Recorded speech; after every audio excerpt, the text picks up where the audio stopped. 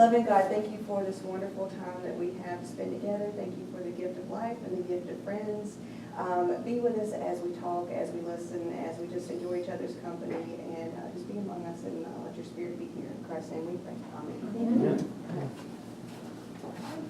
Sherry, just tell them. Y'all want to start on this end? We have the plates and the buns and everything down there. The heated buns are covered, and then the meat and the hamburger buns and the hot dogs are in the cooler kind of heater. So I'll just open it up. And You there's should have enough to come down both sides. And there's a table in there and a table right here and a bar in the cool. There's plenty of seating outside. So, but I think we could probably all sit inside if you desire. And 2 sets of discussion questions for our dinner conversation. So if people kind of want to be in 2 groups-ish or whatever, we can do that. We don't care, however it works, but. Good. That's good. Or we Somebody can write shout. still. Come on, Sharon. Go ahead. So what y'all think of this book so far? So far, I love it. George did the whole thing, didn't he? I did the whole thing, I almost went through it twice. I went back, highlighted some things. But the author, the notes at the end, and the interview with the author are really good. She doesn't use profanity but once or twice in her interviews, which is different from the book. Yeah, sprinkling, yes. Yeah, I read through it since I flew so much more than usual this summer. I read through it on the plane. It just seems You like read it a all? fast Yeah. read. Yeah. I don't know that I read the end part, like the question, the review. The questions are good. Some of them, I don't know, you may be using some of them. But that interview with her at the end is really interesting. I mean, you could just see her sitting there talking. Well, I think they're discussing the chapter 1 questions, and we have chapter 2, Absolution for A-holes, which is a fantastic chapter name. But I think this one it kind of went deeper into things like forgiveness and atonement and all this like churchy things, but I think we can do it kind of in a more general way. But what do y'all think is the role of confession in the life of faith? Because she confesses to a friend. What's the role of confession in the life of faith? Good question. Well, I know that in our church in Oklahoma, they wanted to take out where we have the confession part, Where we all say together. and it just really upset me. Why did it upset me? Well, I guess, okay, Sharon and I and George's wife and another lady are in this Grace's group, okay? So we meet every week. The one thing we have to do is say where we denied Christ, which is, well, you have to confess, okay? Let's say that. Well, I'm very good at that. But I mean, if we don't have sins to confess, what's Christ's purpose?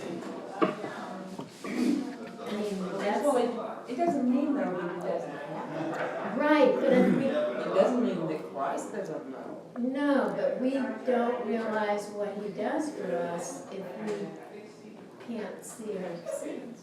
Let's be honest. And I thought that there was a sense of relief from Nadia too. Like it's like she needed that so much. Cleansing. Cleansing. Cleansing, so they're not stacking up, you know? Right.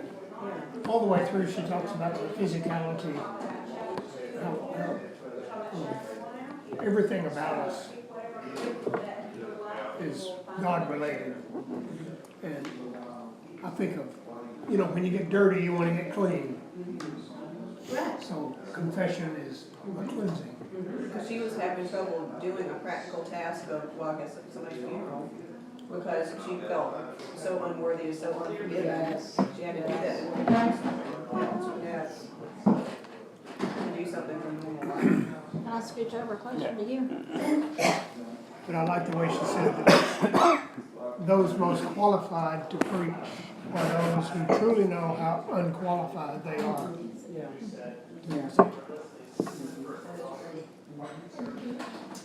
And she talks about a blessed exchange. I thought that was an interesting phrase, the blessed exchange. And how does that compare with our own views of God's forgiveness? And that could be like a view that you have now, or maybe one that you grew up with, or maybe one that you've heard of from other churches or other communities or whatever. But what is the blessed exchange, and how does that compare with our own views of God's forgiveness? Let's start with blessed exchange. Remember what she said that was? Yeah, that's question number, Blessed exchange. that's the question number 3. At the cross, Jesus takes our crap and exchanges it for his blessings. We have wine, I think, there's some water, we have Dr. Pepper Coke. Jamie and Jessica. I'll do Dr. Pepper, you want wine? I'll do some wine, yeah. Come in there and you can pick out. It's easy. At the cross, Jesus takes our crap and exchanges it for his blessedness. So, how does that compare to what any of us believes about how we get forgiven? What you might have grown up believing? Like, When I was raised with the ground is level at the foot of the cross. we're all on equal footing because we all mess up, basically. Well, one thing I was thinking of is, have y'all ever heard of that model of being saved, of where God had to punish Jesus, punish his child, punish his son? Have you heard that? Like, it's a father punishing his son in order to make things right, and that always kind of throws up red flags. Like, that was weird. I've never heard of that. Would a father ever kill his child? That one's new on me. That one's new to me. Okay, well, that's a certain model that I've heard about. I don't like it because it is a very bad picture of a father and a child. And it makes you wonder, like, is that the kind of God that we're serving? But Jesus is God, so God is So the you're one. going God's self. Okay, so that's another model. I think that one is a very, like a reformed theology model. Okay, what else? Have y'all heard about how God forgives us, especially like Christ on the cross? What would old Baptists say about getting forgiven? Like, what did God do to Jesus at the cross so that we can get forgiven?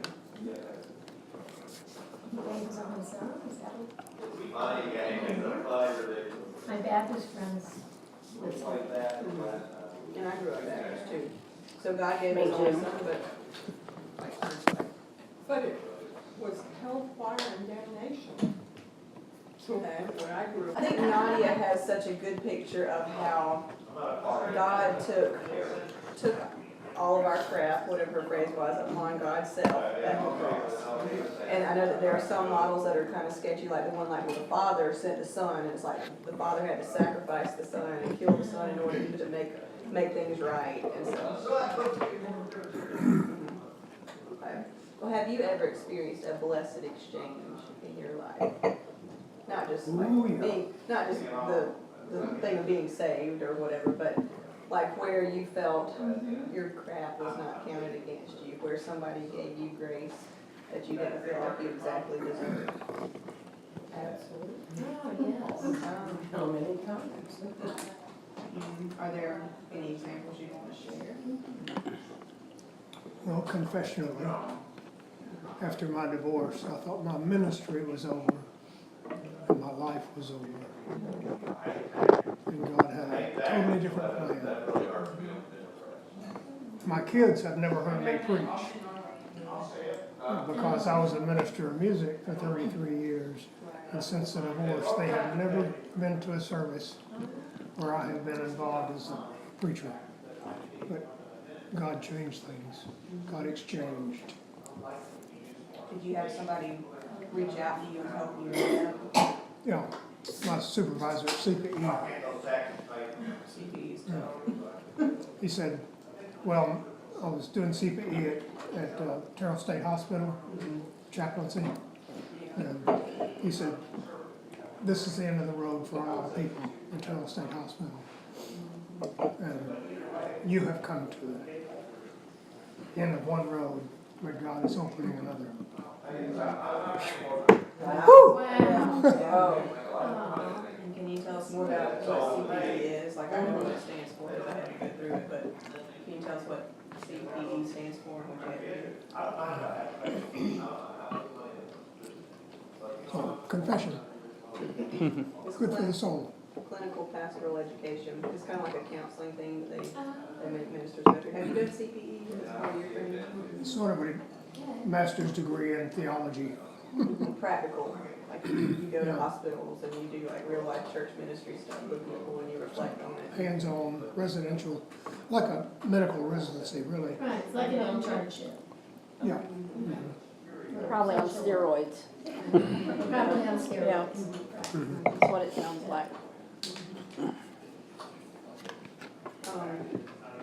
How has Nadia's struggle about Larry, remember Larry from the book? Oh, yes. Impacted the way you feel about the difficult people in your life? As a teacher, I have a lot of Larrys.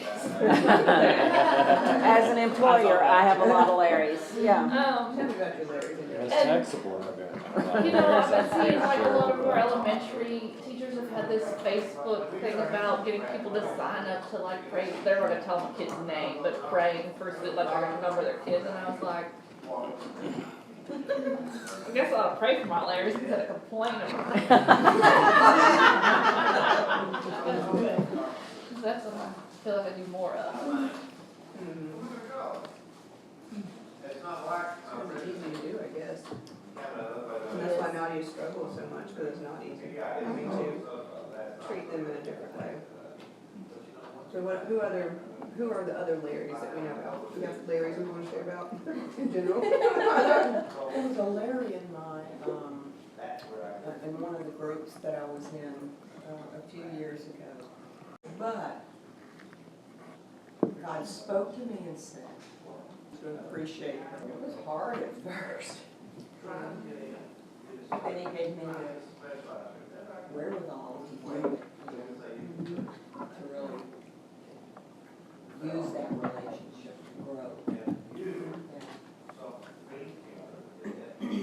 Because all these things in this chapter are hard things to do, Yes, ma'am. like to reveal the ways you messed up in confession, or to need that burden lifted off of confession, or making that exchange for somebody else, or having it done for you, that moment of grace where it's like, it's more than what you could have done for yourself. So all this is really heavy stuff in this chapter.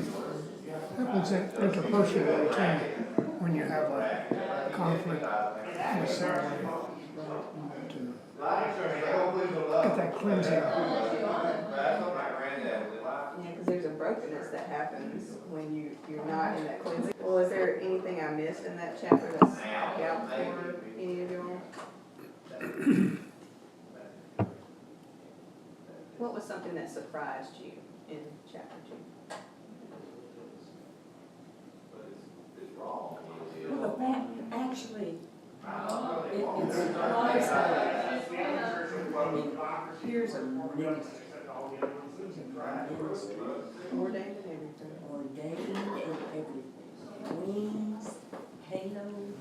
That was just so shocking to me. You expect that you walk on water. Well, like you're spending some grace and so Jesus like all the time. That's right. Yeah. That's right. I think it's interesting that, her church thrives on being for everyone, so lots of marginalized groups are very welcome there, yet she managed to marginalize this person. Yes. You know? Yes. She didn't stand in your camps. Yeah. Yeah. Huh.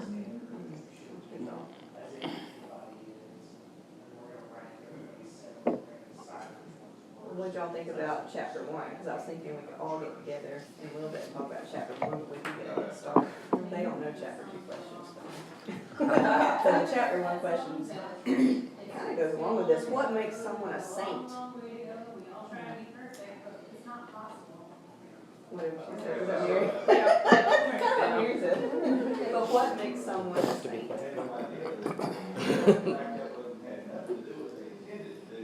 I didn't get the book. It's okay. I think that's a really really fractured kind of perception, or something that you're trying to put in a box that cannot fathomably be explained to people. And I don't know, I think a saint in my eyes is someone that like Jesus, I guess, as an example, whether he was real or not. Some of us think he wasn't, some of us think he was. I believe he was. And I think it's just like an immense amount of pain and suffering, but still like being able to like function in your daily life and like get along with other people without being angry or having anger consume you, and like put it on other people. So it's like throwing out the garbage, you know, it's like, oh, I'm gonna throw my garbage on you because I have so much garbage, and then that garbage piles up and piles up and piles up, and then it gets thrown on other people. And it's just like a never-ending cycle of garbage being thrown on people. But like a saint is someone who's like, no, you know what? I'm going to stop this. I'm going to fight hate with love. So if someone's like, you're a lazy guy, you're, stupid, you're an idiot, you're retarded, whatever it is, just say like, I love you, or something like that. I don't know. I think there's a lot of saints on the planet, honestly. It's a very good thought. Aren't we all as believers considered saints? Well, I remember one time in a theology class back in seminary, our teacher came in and said, well, good morning, saints. And I remember I was really, really quiet in class and I almost never said anything, but I went like that. He said, oh, Jennifer, you laughed. Why did you laugh? No, it was embarrassing, but to me it was the silliest thing. Like, I know we're not very seminary people, and we are seminary, whatever. But apparently we are saints, and how can that be? And I think, Jessica, you got us on the right path. Yeah. It's like an endurance thing. It's like a choosing love and good over hate and wrong. No matter what. Do you have to be a perfect person? Yeah, I mean, if you're a millionaire and like somebody, just as often as a waitress or something like that, and they really, really make you angry or something, just holding back that, you messed up, blah, blah, blah, get my order right, she's not going to go home crying, because she might have, a really big sensitivity to that kind of thing, and, just by doing that is something that's special, so. And it may be one night that's just gone horribly wrong, starting with something Right. you're cooking. That's right. We all have those. I have visited a church where they were greeted that way. Yeah. Pastor said, good morning, saints. Yeah. Good morning, saints is gone. I might do that someday. This Sunday. All addressed to people, all his writings, he talked, addressed the recipients of his letters and stuff. So we're all saints, I was gonna say, would you consider yourself a saint? whether you're from New Orleans or not. No. I don't either. Maybe when I retire and I don't have to deal with people anymore. See, it's the people I have to deal with.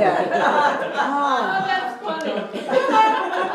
Just hoping when I retire, that's when I'm just gonna apply for sainthood there.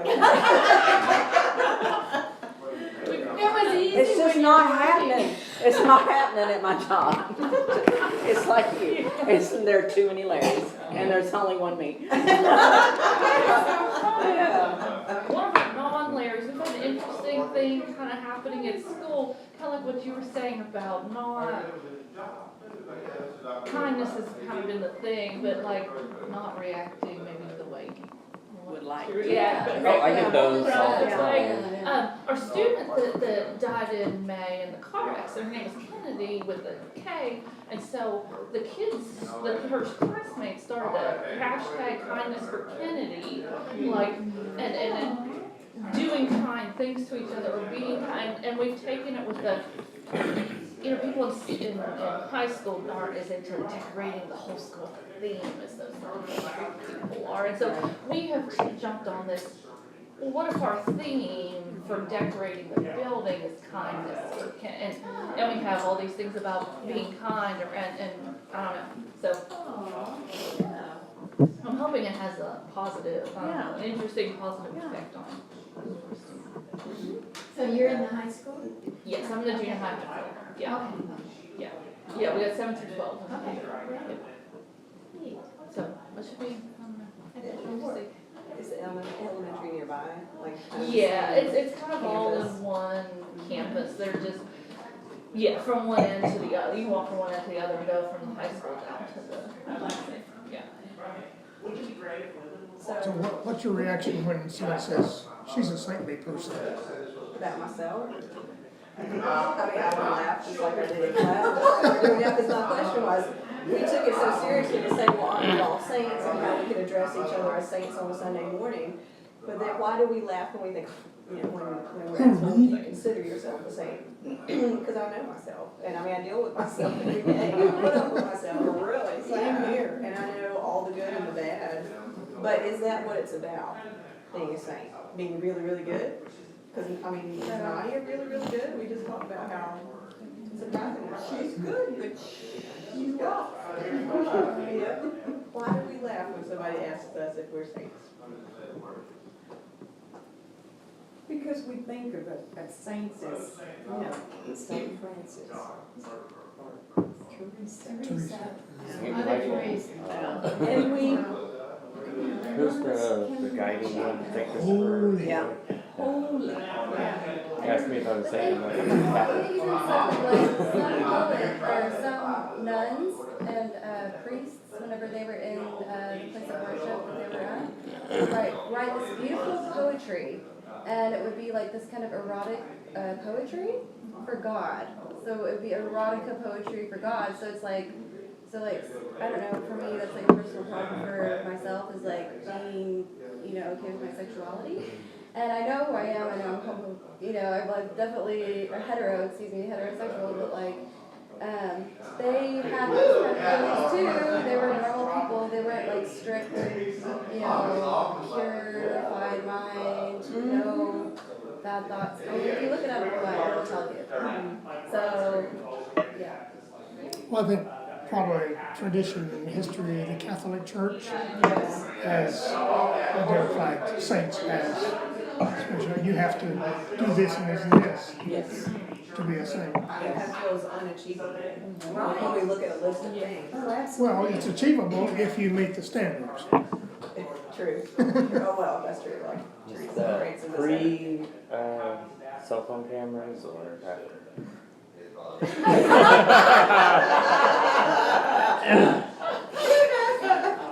Modern day. Modern day. Modern day standards. Do you all remember her talking about Alma White? Yes. Yes. So, she was the founder, Alma White, she was the founder of like a Pentecostal church. Yes. Denver, I guess that's what she was.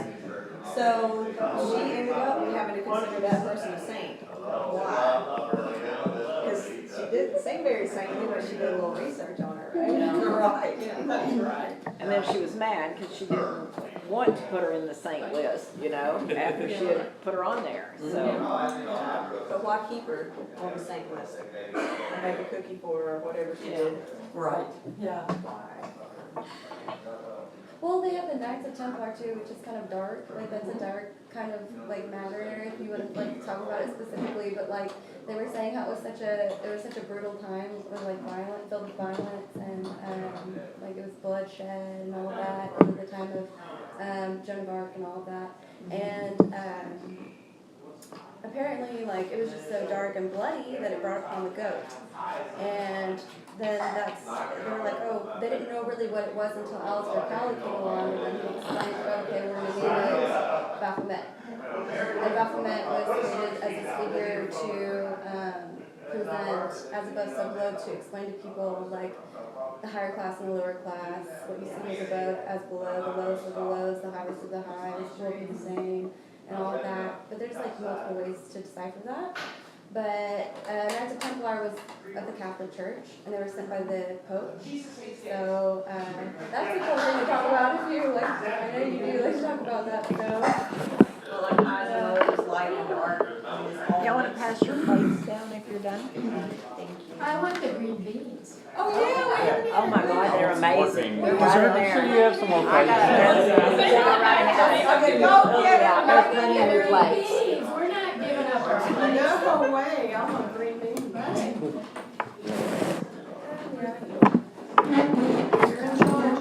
I think it speaks to Hurry, we can read her the plates. message for all. I mean, you know, that even this lady with her alma white, alma mater, whatever her name is, she was terribly flawed. She's a pastor, but racist, wasn't she? According to Wikipedia, I believe Yeah. Right. But I mean, I think the broad point is God's grace is for everyone. I mean, Amen. That's what that is. Yeah. yeah. But does that make us a saint? Because God Because it's God's grace? Yes, Okay. yes. I'm gonna try the green beans too. Okay, they Undeserved. gotta bring them in here. Oh, he's gonna bring him in. Oh, come on, Jamie, bring them in, bring them in. We have to look really clinical here, like. Jamie, You're not gonna take care of you're not us? gonna take care of us? Green beans. That is very simply of Jamie. Green beans, green beans. Green beans. Okay. You saint.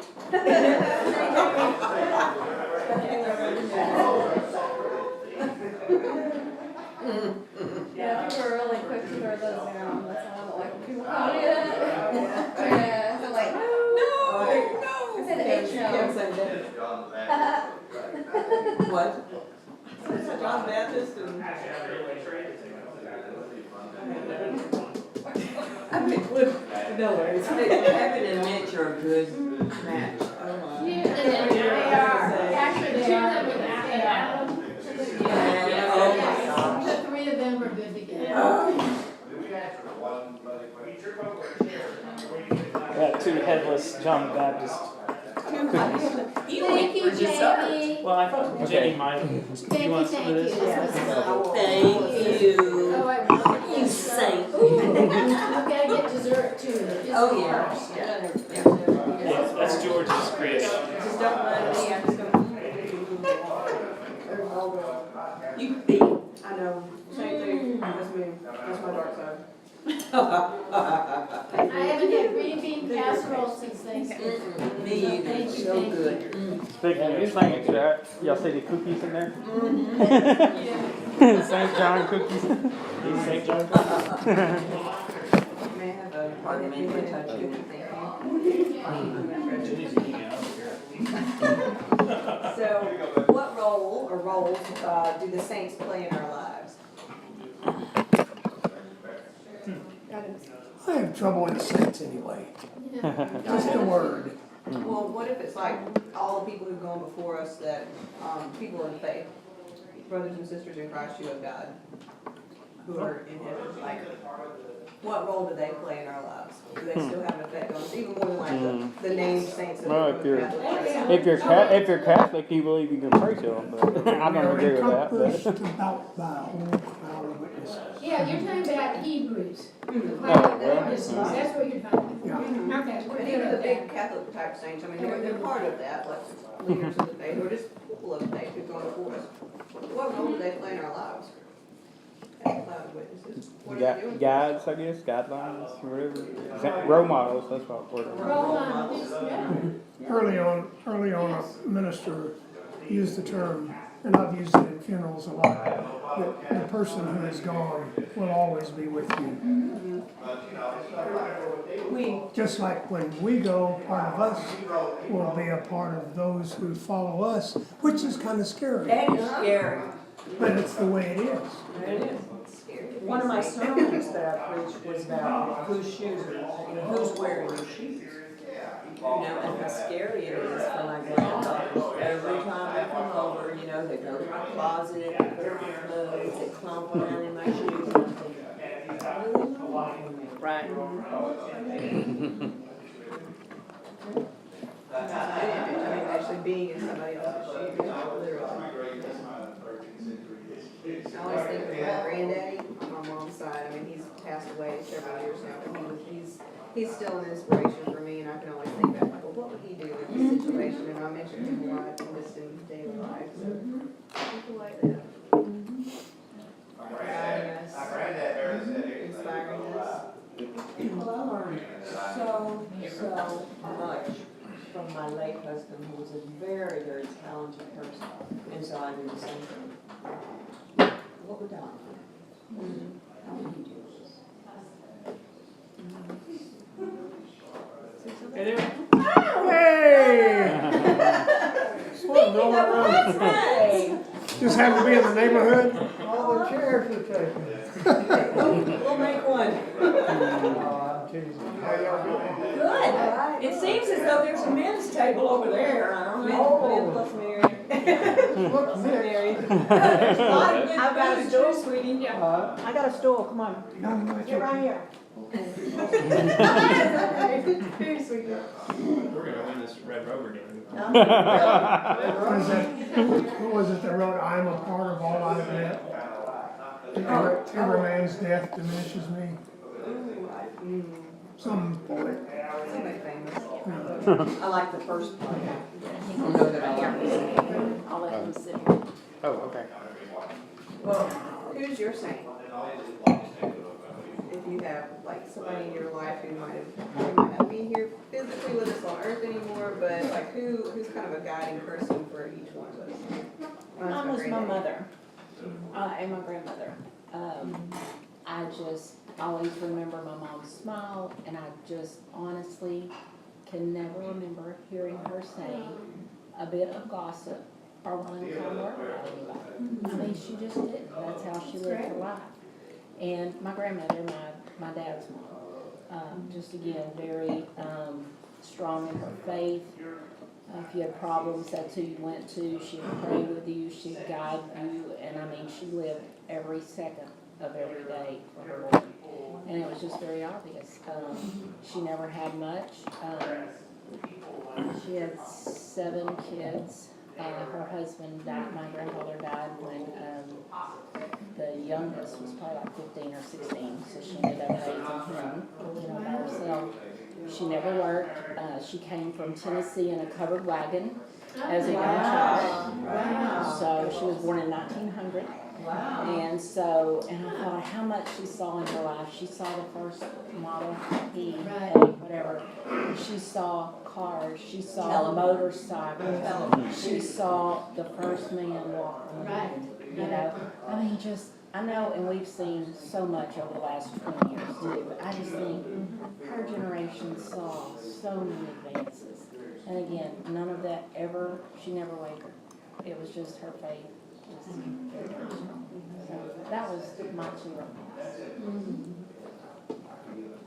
You have a saint, Becky? Hopefully my grandma, my dad's mom.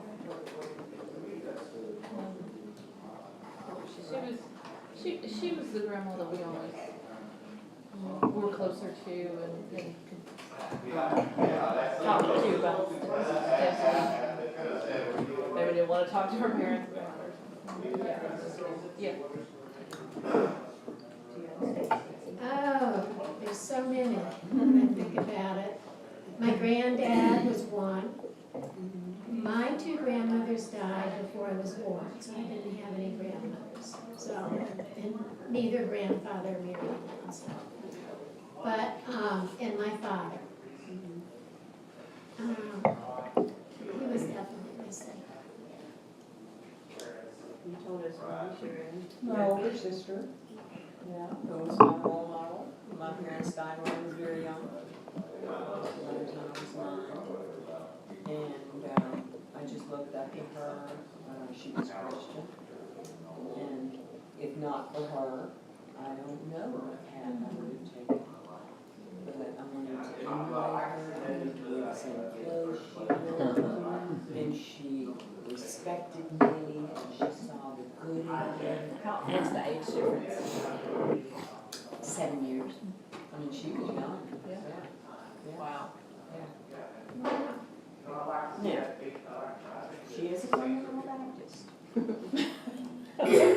But aside from that.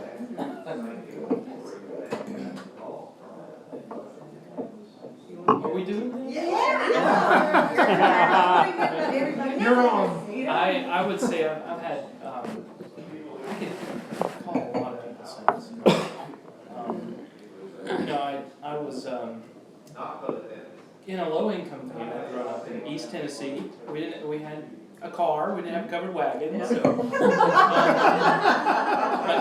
my dad was confined to a wheelchair, but he had to use a car a lot. But we always had people who really helped us out, helped me, get yeah, I was the first in my family to graduate college, those kinds of things. And I have 3 older siblings, and so I had an uncle. Certainly, my grandfather, my dad's father, was an important figure. I was really close with him. So yeah, and Uncle Dave, my dad's brother, was always helpful to me when my dad wasn't as much. You have saints, George? Oh, my dad. He was raised in a very abusive situation. His father was an alcoholic. They beat the kids mercilessly. He had to drop out of school, high school, and work. But he continued learning. He was taking courses as long as I can remember, all my life. I saw him graduate from high school, went to night school. Saw him graduate from high school when I was about 10, 11 years old. He went on, got his seminary degree, served churches, just was a hard worker. Great example in ministry and in life as a dad, always loyal. But what he came from was the inspiring thing. You know, he could have gone like his brother did. His brother ended up an alcoholic and abusive. Yeah, when he died, my sister made a shadow box in his honor. It had a shoe in there, one of his shoes, with the scripture, "How beautiful are the feet of them." Robert, do you have a saint or saints? Do you have somebody who's like a saint to you, like maybe Oh. somebody's passed on who's Yeah. an inspiration to you still? I guess, sort of like George has said, my father, in the sense of coming from where he came from, and what he became, and he was never a devout churchgoer or Christian, but he was very spiritual, and I think that's where I learned to make a distinction between spirituality and religiosity, and that helped me along quite a bit. So. And after that, I guess Mickey Mouse. True saint right there. I worked at Mickey Mouse home care. Commerce, Oklahoma. Oh, did you really? Oh, yeah, we were putting up a statue to him. I don't know if it ever got up there. Yes, The Commerce Comic. yes, that's where part of where I worked, yes. Yeah. I gotta add a PS, and you've heard this, I think, about my dad. He was always challenged me to learn to read, and but he was a wit. He had those corny jokes, and I've inherited that. When I tell one, Pauline says, "Your dad lives." She hates it. And my saint is still alive. Passed on, right. There's that whole eternity thing. That's like, right, that's that's right. Jamie. I don't know. I guess I'd say my dad. He's always been there when I needed him and brought me up sort of best he could. But he was back when it was Dad worked all the time, Mom stayed home. Dad worked for 80, 90 hours a week and stuff like that. So yeah, but Working person. What about you, Jessica? Definitely my mother. My dad did good, but my mom, like, she went through more suffering, and to me, like, more suffering is more, like, compelling and intriguing, because pain is, like, I don't know, it's more important, and, yeah, more valuable than, I don't know, like, working really hard, like, she just suffered so hard, like, she cried and cried and cried and cried, just went through so much pain, like, drinking herself to, like, an oblivion where she couldn't even speak English, she couldn't walk, and there would be an ambulance called. I mean, she was just, like, heartbroken, she was suffering, she was working in 3rd Ward, Houston, which was, like, one of the lowest wards of Houston, Texas, as a teacher, and she graduated from Baylor University, And that's where I met my father. He became a lawyer for ExxonMobil. A negotiations contract lawyer where he wrote contracts between, he merged oil businesses, like smaller oil businesses with Exxon. So they were like $1 million contracts. And he made a lot of money, he made a tremendous amount of money. But my mother didn't, she was a teacher bringing third ward. And he didn't make that much money until after she passed away. And so and she had a lot of heartache, and they separated when I was 1. So I was like, you know what, I don't know, I couldn't handle it, because I knew that the suffering, she was taking all the suffering of the energy around her and all the kids of that area's energy, and I knew that is what caused her main pain, and my father, obviously, leaving her,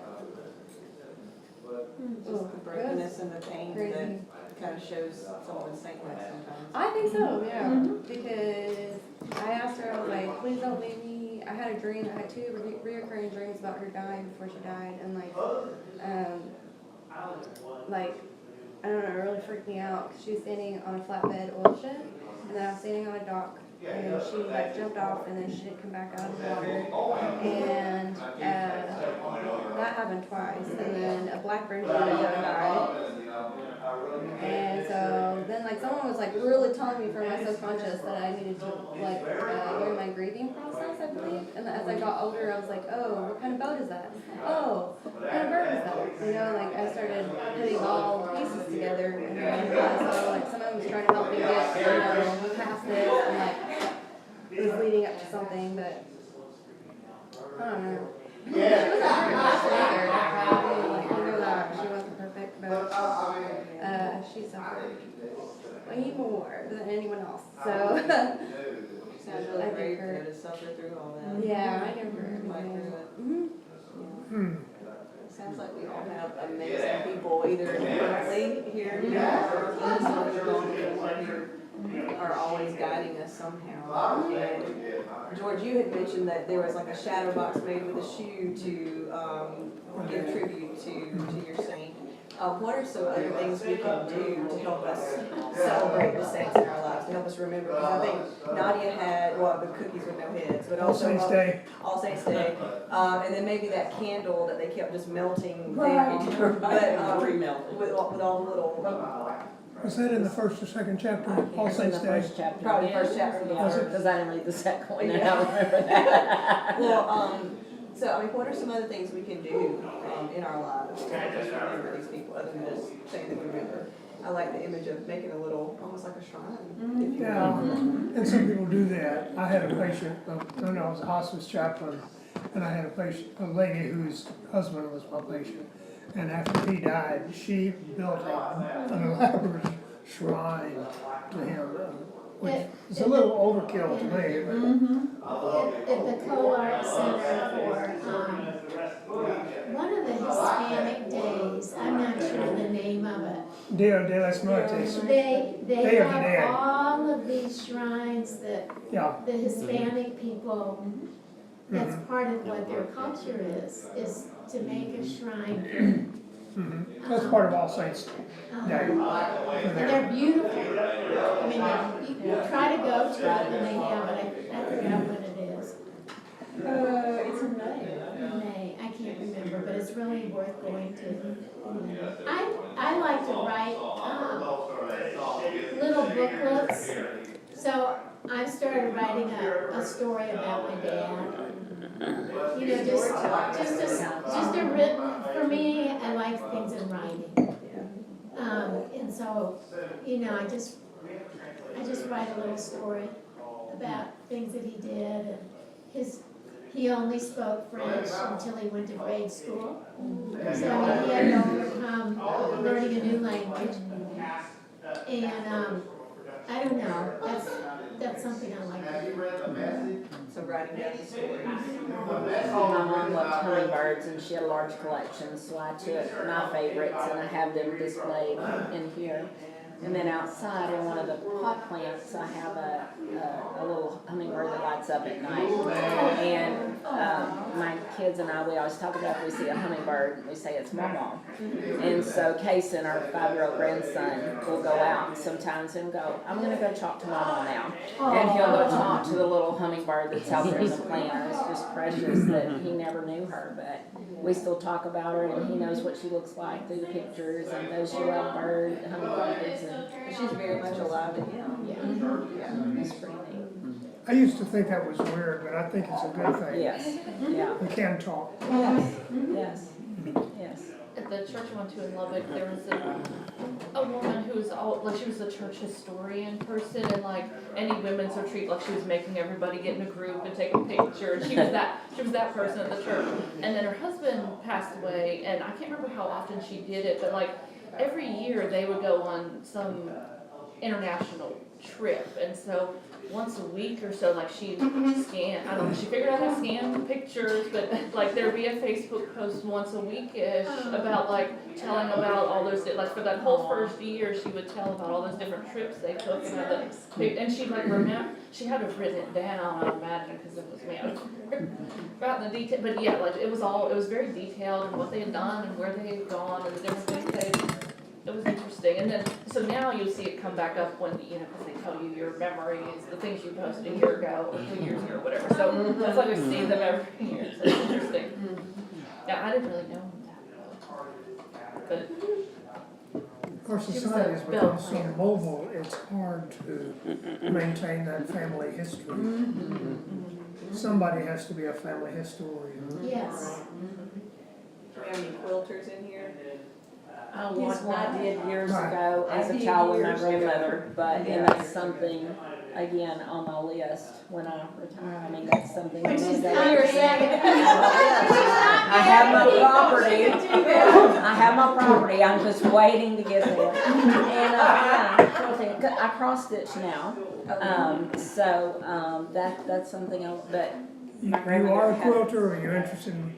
as a young child, I quilted with my grandmother. She had a table like this in the kitchen, and on Thursdays, some ladies from the church would come over, and she had a quilting frame that would come down from the ceiling that they would unroll. And they would sit and talk about the Bible and pray, and they would quilt. And I would sit right there with her, and I would quilt with her. So I know the basics. And it's all hand stitch. I do have no desire to do it with a sewing machine. And I know it will take forever, but yes, I quilted as a younger person, and I have the basics, so I want to go back to it. Hey, we need to get together here. Yeah. My wife's a quilter. Is she? Oh, yes. I would love it. I would love it. We have a friend from Tennessee who's a professional vocalist, and she's living in London or outside of London now with her husband. And along with her singing career, she also does all sorts of millions of types of crafts. And she posted on Instagram recently a picture of some quilt squares from her great-grandmother back in Tennessee, and somebody had sent those over to her for her to work on, and she was starting to quilt using that. So I was like, what a great one. Our church has a quilt ministry, Prayers and Squares Quilt Ministry. Have you been to the Quilt Guild at all? And have y'all heard about the barn quilt I know about the trails? because there's one on my route to work, so I see one, the same one. I've got one in my yard. Yes. Yeah. There's a quilting There's 100 museum in Paducah, Kentucky. Cool. Been there? Kentucky, yes. Yeah. No Paducah? Yeah. Yeah, you gotta go by the river wall. The river wall and quilting museum. There's a few things. There's a couple other museums around. Sherry, is there a way that all of us could get together in one space, like as a big group and? In the living room? Yeah, I wanna hear what they've been talking about, and we can share with them what we've been I talking do have chairs in my car, but I can sit on the ground. If we don't have enough, bring them in. We set up the 2 new lawn chairs in there too. That works. We sent a picture of the kids, we're like, we sold off our living room furniture and this is our new stuff. Do you know why men hate their birthdays? It's that they're tired of getting socks from people that expect cruises. Oh, Becky's a saint then. Okay. Ordained as an elder, right? Yeah, ordained as an elder. One of our elders. Well, I told you that I don't ever want to be offered to be an elder, because I've read that part of the Bible that says they'll be judged more harshly. He figures he's got enough coming already. Right, I got enough, I don't know. Actually, Becky was confirmed in our one-on-one program. It's where each elder is going to be assigned one sinner to try to convert. Learned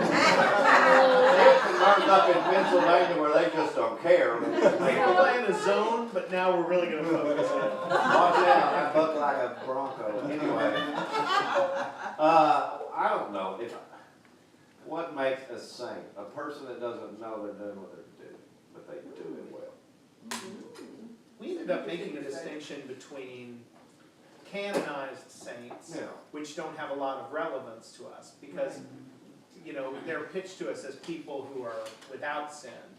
But even, as Kevin mentioned, Mother Teresa being one of the modern saints, if you read any of her writings, she saw herself as far from saintly, and in fact said that she questioned her faith daily. And then there's the more informal saints, just the people that we hold up as being realistic role models for us, who seem to be handling life with more grace and ease than most people do. And those are the far more useful people to us. Like I saw my grandfather, my dad's father, who owned a small restaurant, was very quiet. Never really ever spoke loud. I never heard him yell. Ever. Now, I didn't grow up with him, but I never heard him yell. My grandmother would have shut up. Maybe that's why. But never saw anything from him but patience.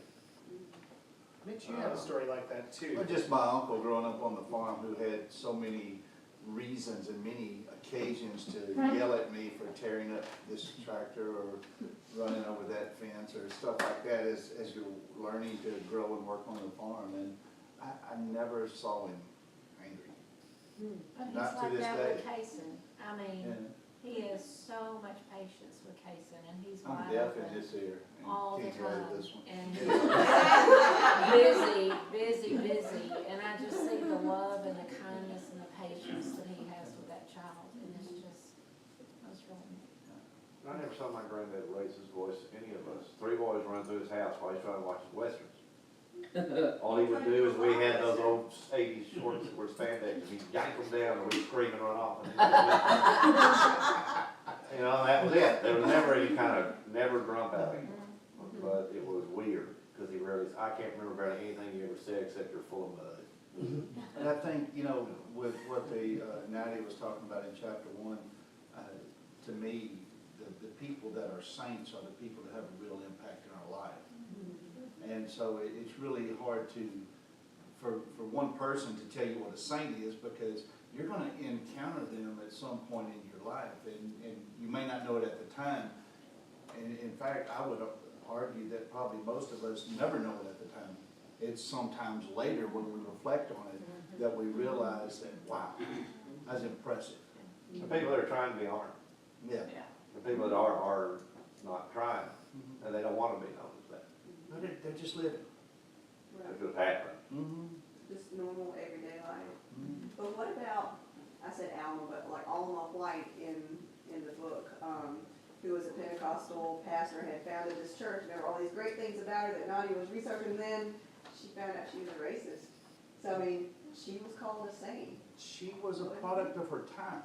Yeah. How is she still a saint? See, remember the KKK? Yeah. Yeah, right. Yeah, not just a racist. That pretty much covers it. If you will study the history of the KKK, it was Beauregard created that to help the widows and the orphans that were left over from the Civil War. Yeah. Now and again, that's where it started. That's where it originated. That's not what it was turned into. And Beauregard actually left that. He still gets a bad rap for having created it. So, again, she's probably far enough removed from that. I don't know if the transition had made at that time, but still, she's a product of her time. Though I struggled with that a little bit. And the reason that I did was that we want to think of these folks doing what they do through God's divine providence, and not as a reflection of the social mores of the And so here's a person who clearly was called by God to do some great things, but who couldn't hear his voice about the equality of all people. But if I recall, I probably messed this one up, but I believe there was an Egyptian slave that came to Jesus and asked Jesus how he should behave, and he said, be obedient to your master. So again, a product of the time. And it's kind of difficult for anyone to run out ahead of the crowd. Yeah, I'm not a big fan of judging historic people through a contemporary lens. We're doing a lot of that now. Yeah. But I also have kind of this, you know, I want to, it's harder to accept the divine providence of God in these situations when people behave so unjustly. Yeah, and it, you know, to be called a saint by who? Right. Is a saint called by God? Does God say this is a saint? He kind of calls us all saints. He calls everybody to be a saint, and then we are all saints, but When I But die, we I'm try- going to be just as blameless as any of Yeah. those saints Yeah. because of grace. And I think what And they Nadia, needed just as much grace as Uh-huh. I need. right, what Nadia is showing us is that there's light and darkness, there are these deep flaws as well as these really beautiful characteristics in saints. And the next question would be, would you consider yourself a saint? no. Why Yeah, not? we all decided we were. No, hell no. Why not? Why not? The same reason you giggle. You ain't got you don't have enough. Because that's pride, right? No, Because that's pride. I know. no. Okay, if you're asking me what was her point, yes, we're saints.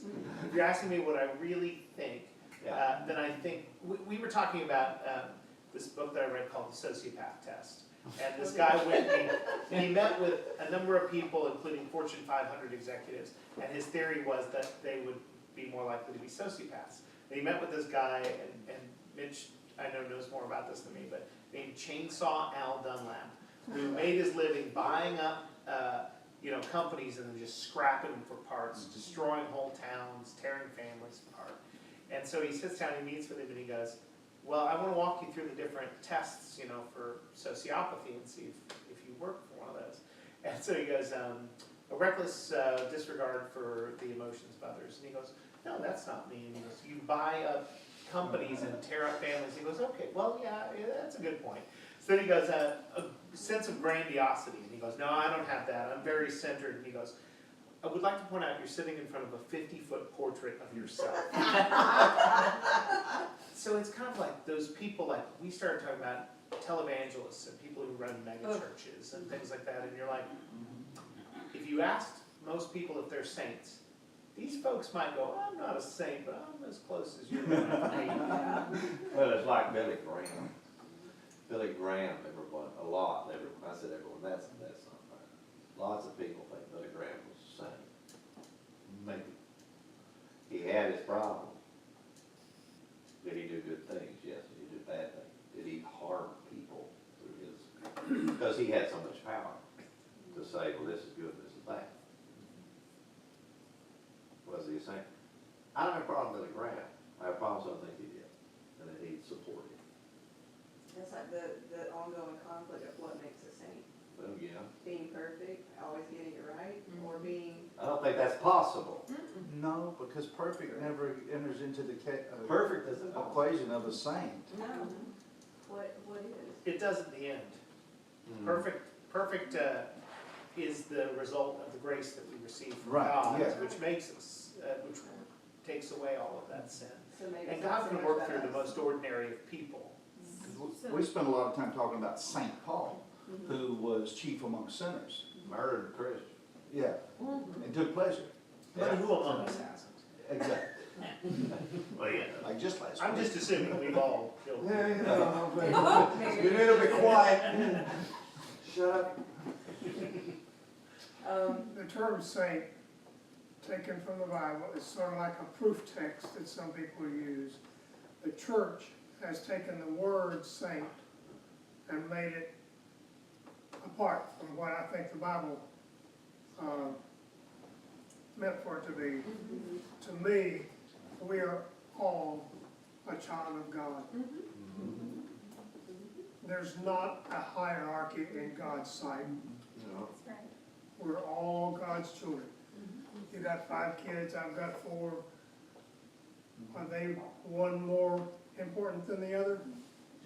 Which in a way makes us all saints, makes us all not saints.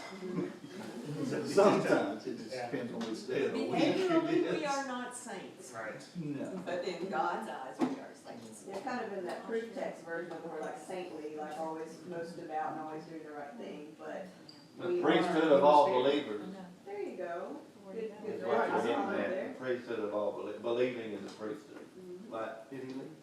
I don't know, I think that that's been appropriate, like Marvel Comics, a bunch of superheroes. Yeah. Like, I'm not picking on Catholics, so if you're Catholic or have that background, I'm not picking on you. Wear the medal. You wear the medal of St. Michael, you wear the medal of St. Christopher, you wear the St. Joseph.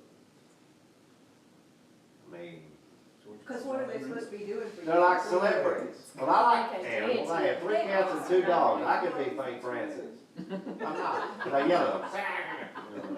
But what is their St. role? Francis of Garrison, one of the lessons.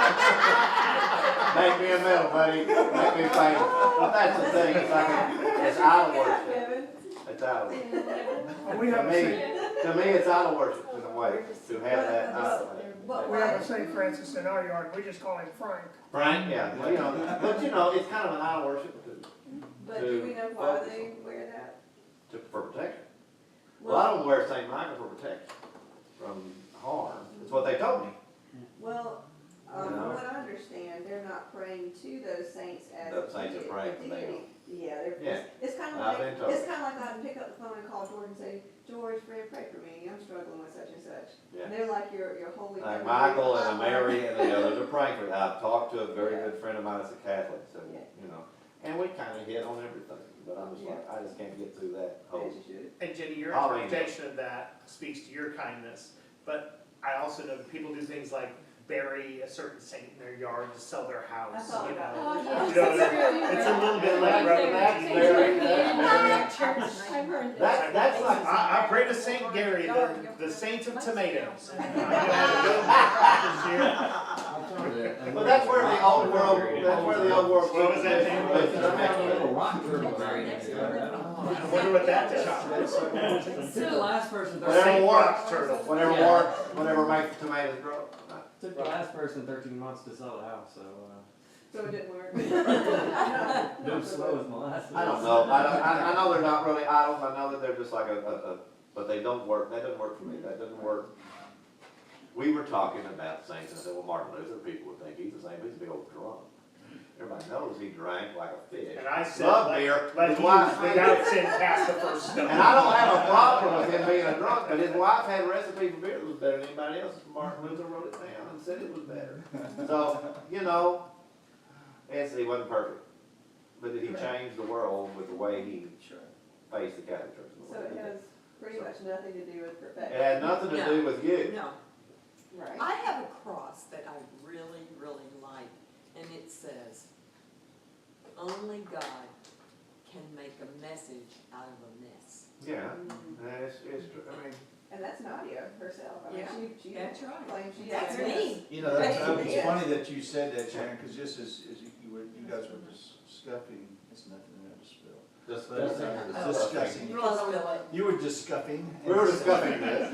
There was, you know, I often talk about leadership a good deal, and I read something recently where somebody got very upset. I'm just watching that. Hold it this way, so you don't fall. I can't talk without moving, I'm sorry. But, you know, they were really coming down because someone had talked about Adolf Hitler being a great leader. And how terrible it was to say that. I use that analogy all the time because Adolf Hitler was a great leader.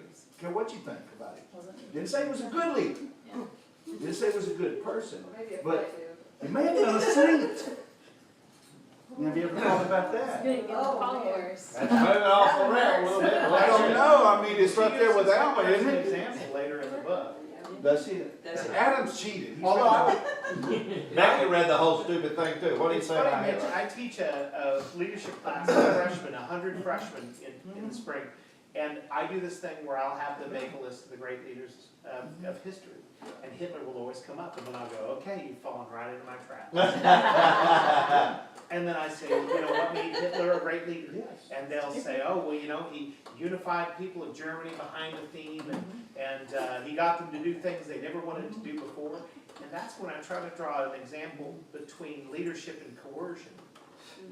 Hitler led through fear, and he coerced people. And I always tell them, if I met you outside of class and I stuck a gun in your ribs and said, give me your money, you wouldn't be like, that guy's a great leader.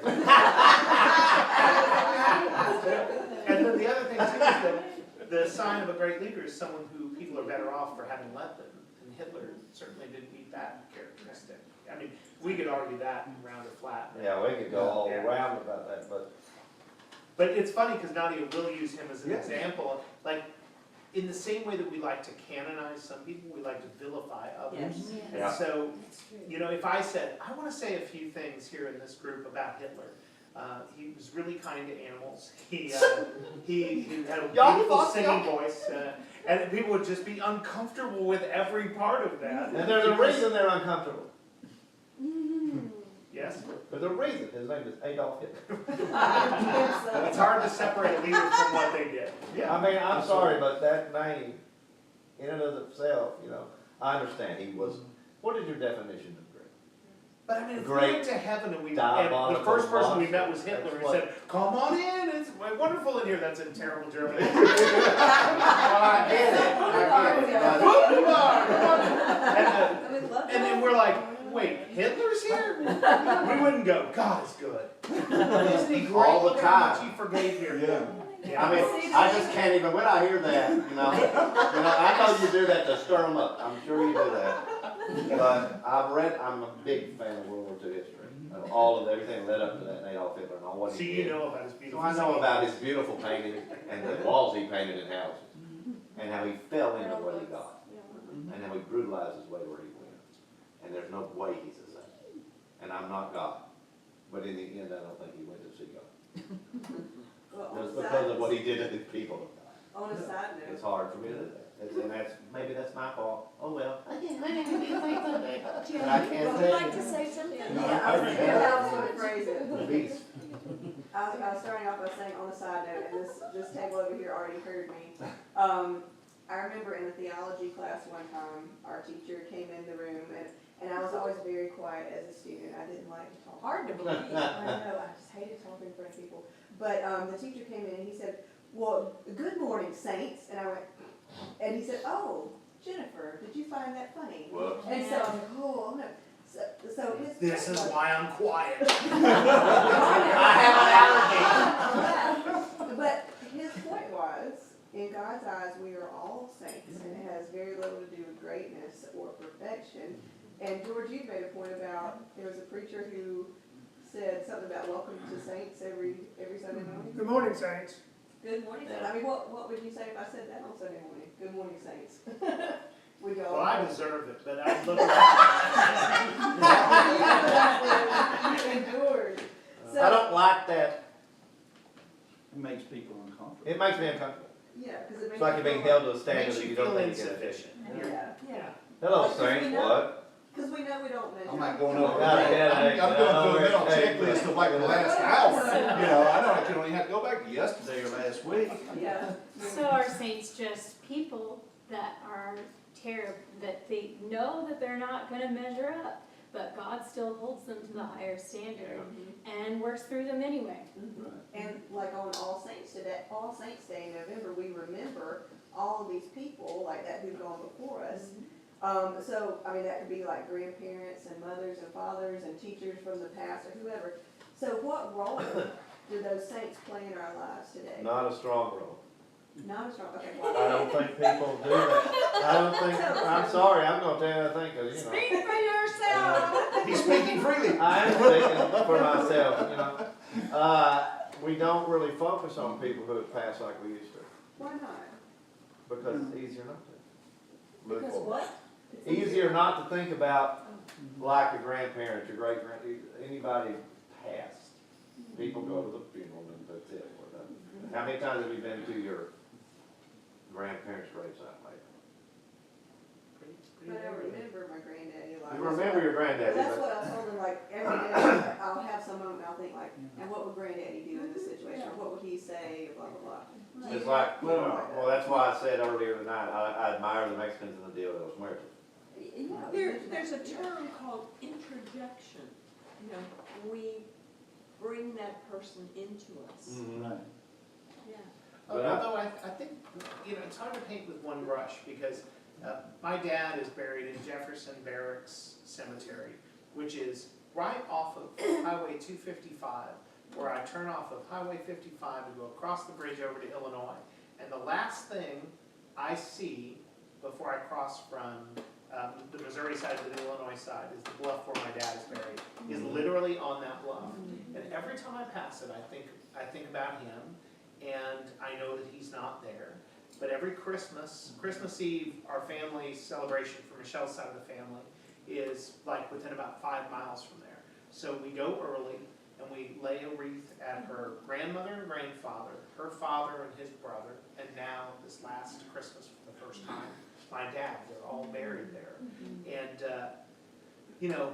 I think that part of, we talked about this, there are saints who are canonized, and then there are saints who are accessible to us. They're a challenge to us because, it's easy for us to think that Mother Teresa, well, sure, she had it easy. I mean, she didn't have to pay a mortgage, you know? Like, we have a tendency to go like, these saints, sure, it's easy when you're perfect, but I'm imperfect. About what to wear today.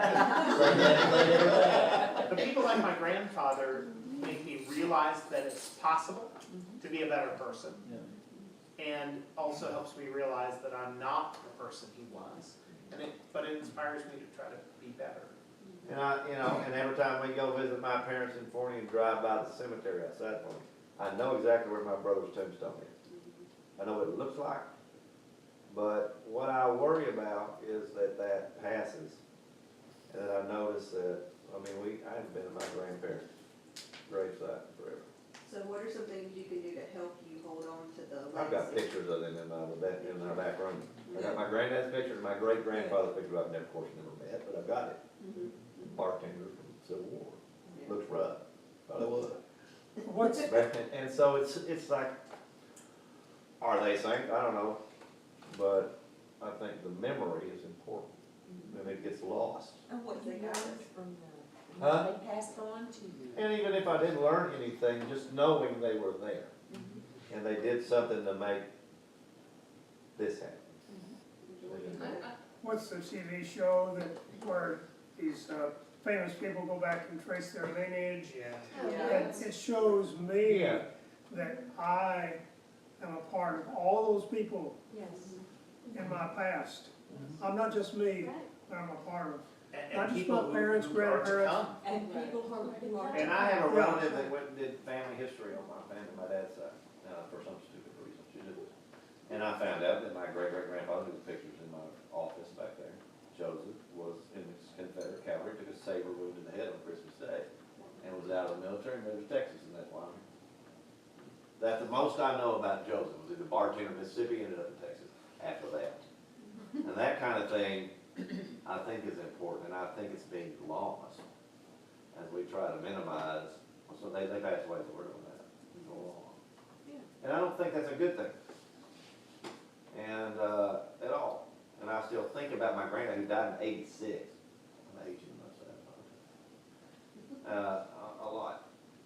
I apologize for talking so much, but we listened to this book on the way to my wife's 97-year-old grandmother's funeral. And when the wake was 5 hours long, and we were there for every second of it, and I watched a slideshow of her life probably 300 times. Got it down. And I've known her grandmother for 20 years. To me, she was an old lady at the beginning. She was an old lady at the end. Okay? She was an old lady we could take out to dinner at the beginning, and then she slowly became an old lady that really didn't remember us very well, but was glad that we were there. And then I see these pictures of her being 25 and smoking cigarettes with her friends, and pictures of her with my wife's father as a baby on a beach. And in a bathing suit, looking young and beautiful, and And I had this thought, I was talking to Michelle about it, we drove home last night from St. Louis, and I said to Michelle, do you know what's funny is that over the entire period of time that both of us have known her, we never knew the person I bet she saw in her head when she thought of herself. You know? Yeah. I mean, that person who's young and enthusiastic, and I'm like, in a way, like, I've always wondered when we go to heaven, how do we experience each other? Do we see each other as the person that we remember the person to be, or do we see them as the version of themselves, you know? Or is it a whole different thing that we can't even fathom, you know? But in a way, we cast ourselves onto the people that we meet. And so if we need them to be a sinner, they're a sinner. If we need them to be a saint, they're a saint. But people are probably some other amalgamation of things that we can't even perceive. My husband's father died at age 36 when Fred was just 6 months old. Well, his mother lived to be 90, and she couldn't figure out what it was going to be like in heaven. To see him? Right. She was gonna, Oh my God, you look younger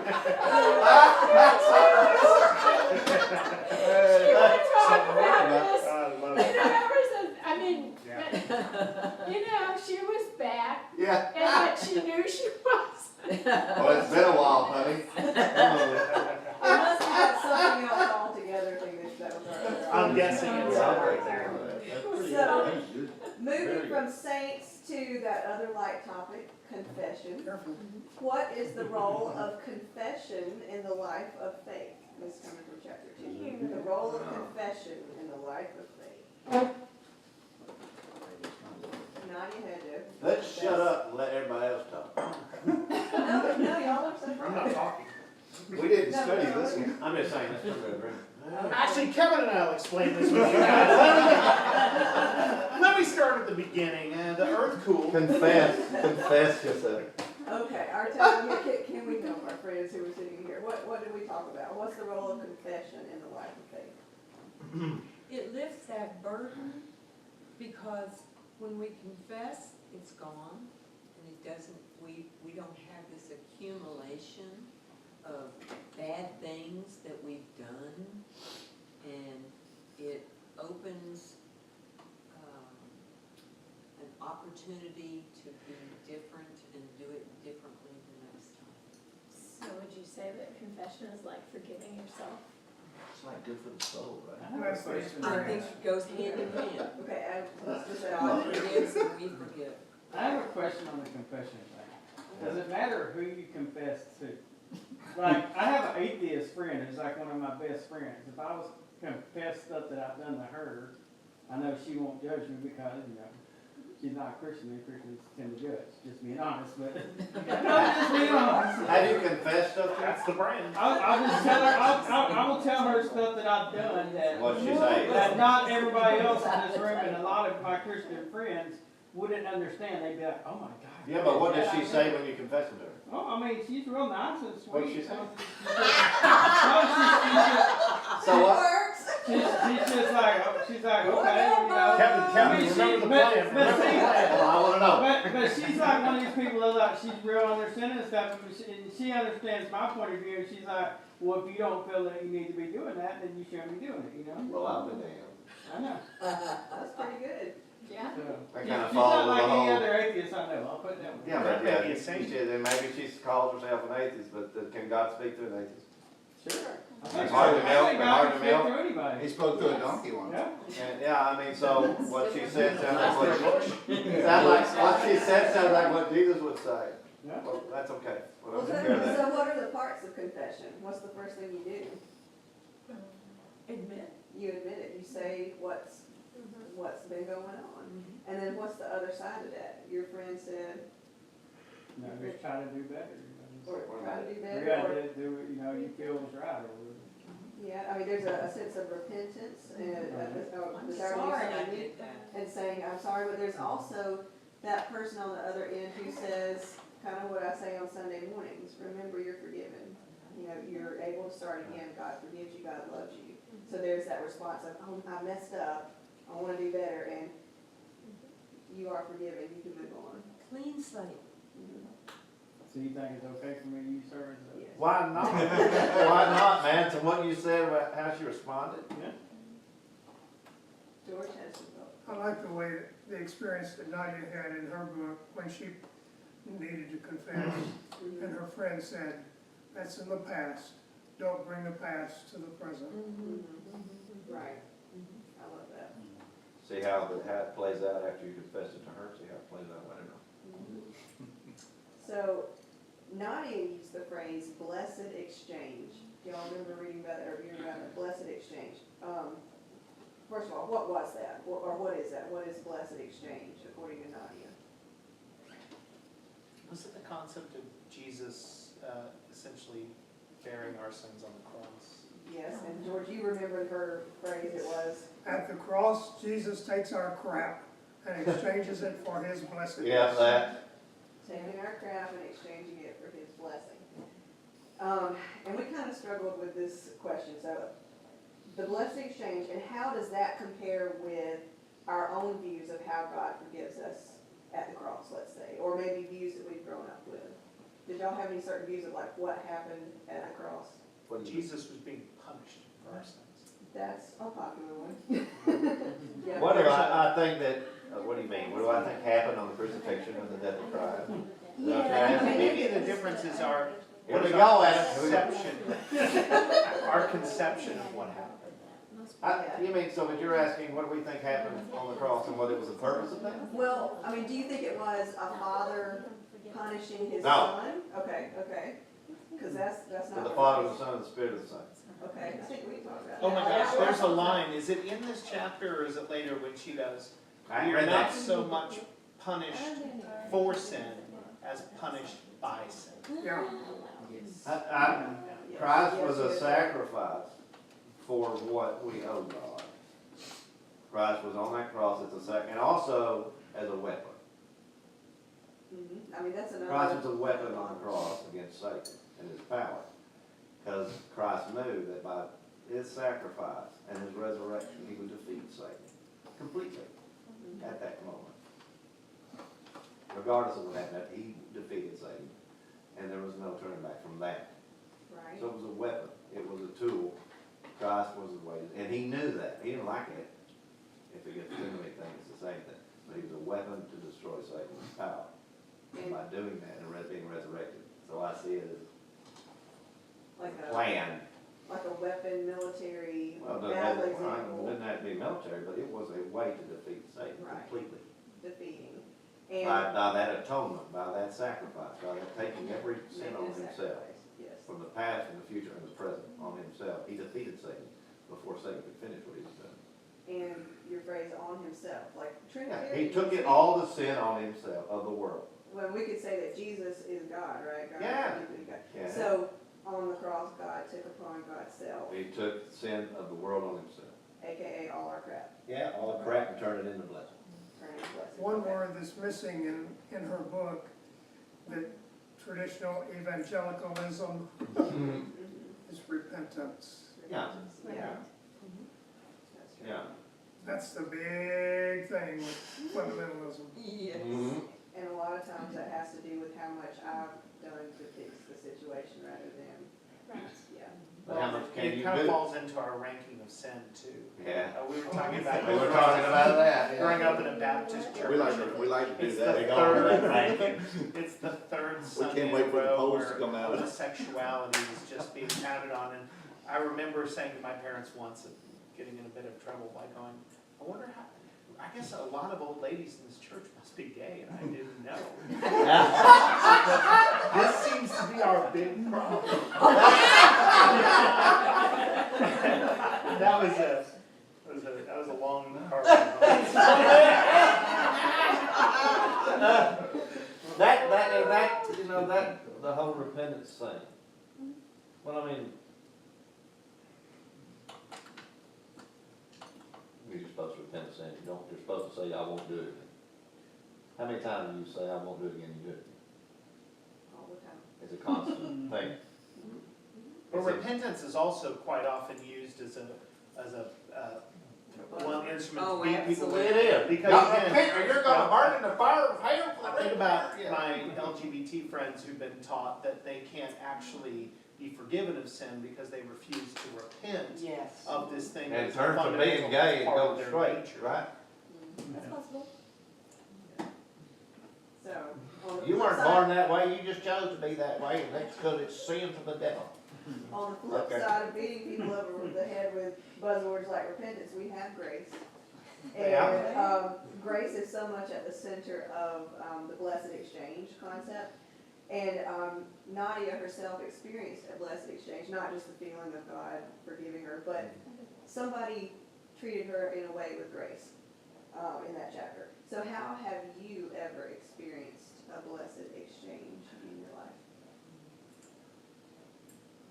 Has somebody treated you with grace that you just didn't even expect? You felt like you didn't even deserve? Well, one day, One one day, Steve came up to me and said, how would you feel about starting to preach? That's a big question, right? You're trying to go away, leave me alone. You gotta be kidding. Okay, so final question. I release you to your music and whatever you want. Yeah, got really. Okay, how has Nadia's struggle about Larry, if we remember Larry, impacted the way you feel about the difficult people in your life? Whoa, say that again? How has Nadia's struggle about Larry impacted the way you feel about the difficult people in your life? Bite your lip. Bite your lip, okay.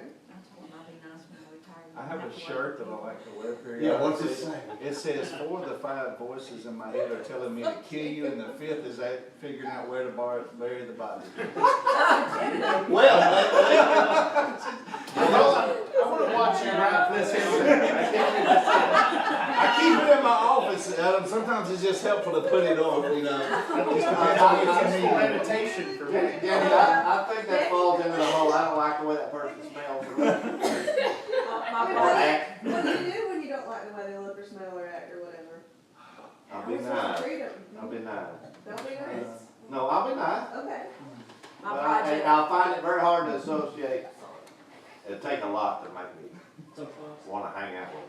Our hostess has a word. But see, that's the good thing about text. My project manager just sent a text to remind me of what I have to do tomorrow. And it said at 7:40, you have a meeting with the Antichrist. I'm sorry, I mean, Dr. Fidel. So he's my Larry. I mean, Yeah. oh my God.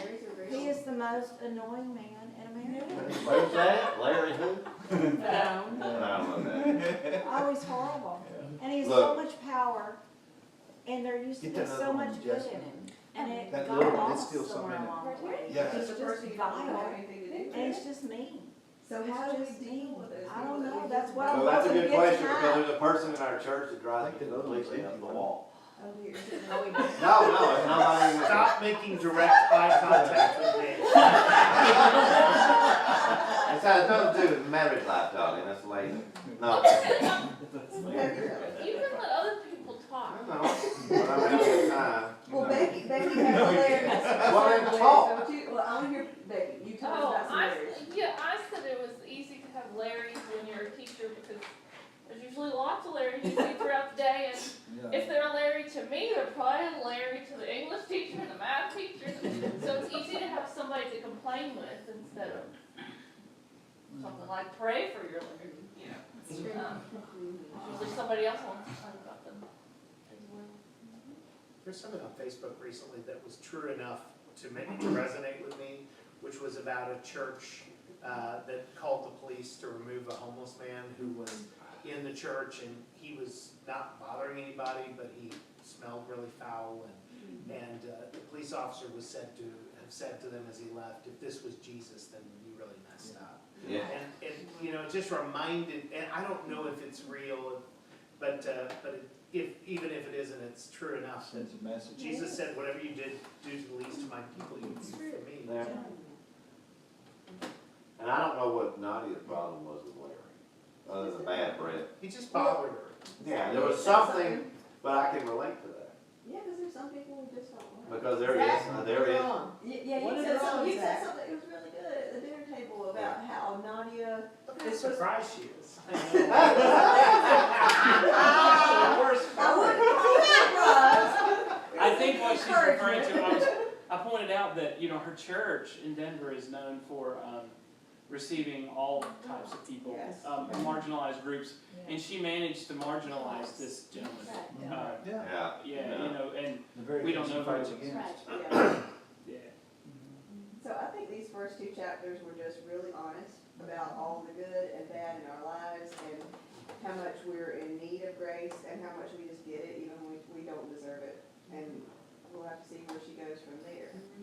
So before we do music, next steps, you know that Zach and Georgia and I are moving, so y'all will carry on with Theology on Tap from here, and I don't want you to stop, because I mean, we might pop it in somehow. I was finna say, it's not that I far. know, we're just gonna be down the road, so. They have bars in town?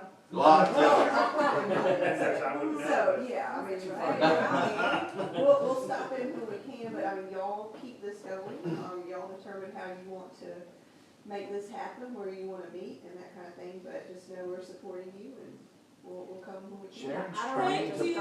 preach.